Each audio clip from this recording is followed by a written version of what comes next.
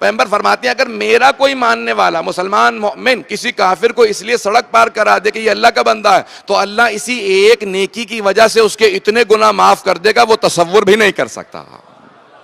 عزیزان گرامی، دلوں کو نرم رکھیں، اپنے دل سخت نہ ہونے دیں، کبھی ایسا نہ ہو کہ انسان کا دل سخت ہو جائے۔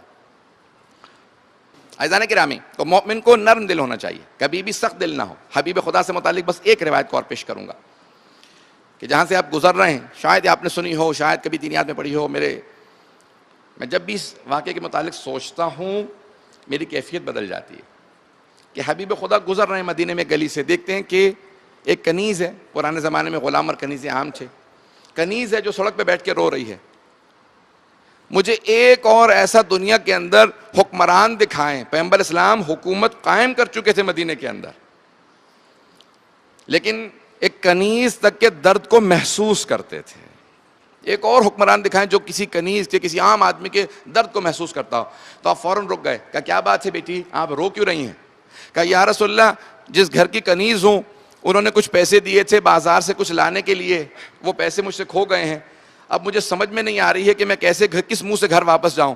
کہا کتنے درہم تھے؟ کہا 2 درہم تھے۔ پیغمبر اسلام نے اپنے پاس سے 2 درہم دیے، کہا جاؤ جا کے بازار سے جو انہوں نے کہا تھا سودا سلف لانے کے لیے وہ خرید لو اور گھر چلی جاؤ۔ پیغمبر جب کام سے واپس آئے دیکھا دوبارہ بیٹھی وہیں پہ رو رہی ہے۔ کہا اب کیا بات ہے، اب کیوں رو رہی ہو؟ کہا یا رسول اللہ، میں نے سامان تو لے لیا آپ کے پیسوں سے، لیکن اب دیر اتنی ہو گئی ہے، جب گھر جاؤں گی تو وہ کہیں گے اتنی دیر سے کہاں تھی، اگر پیسے کھو گئے تھے تو پھر دوبارہ مجھے شاید ماریں، شاید ڈانٹیں، مجھے اب شرم آ رہی ہے گھر جاتے میں۔ پیغمبر اسلام نے کہا میرے ساتھ چل، میں تیری شفاعت کر دوں گا۔ پتہ نہیں یہ حبیب خدا کتنے رؤوف ہیں۔ کہا میرے ساتھ چل، میں تیری شفاعت کروں گا۔ جیسے ہی دروازے پہ پہنچے، دروازے پہ دستک دی، دستک دینے کے بعد کہا کہ اے گھر والو السلام علیکم یا اہل البیت، اے اس گھر میں رہنے والوں تم پہ سلام ہو۔ ایک مرتبہ کہا، دوسری مرتبہ، تیسری مرتبہ، پھر آپ نے کہا کہ کیا بات ہے، کوئی گھر میں موجود نہیں؟ سارے گھر والے واپس باہر آ گئے۔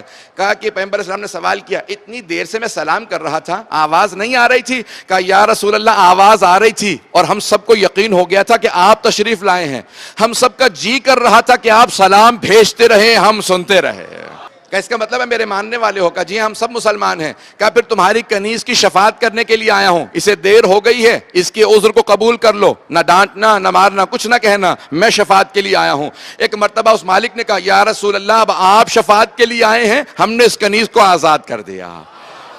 یہ وہ رسول اسلام ہیں کہ جو کسی ایک ادنا سی ایک کنیز کا جو اتنا احترام کریں، اس کا اتنا محبت دیں، اسے کہتے ہیں رؤوف۔ حبیب خدا رأفت کے لیے۔ اب سمجھ میں آیا کہ روز قیامت شفاعت کیوں کریں گے، رؤوف ہیں۔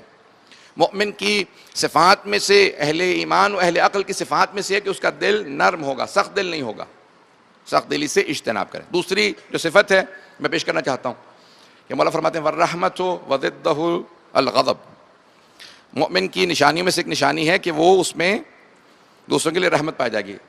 رأفت میں رحمت میں فرق کیا ہے؟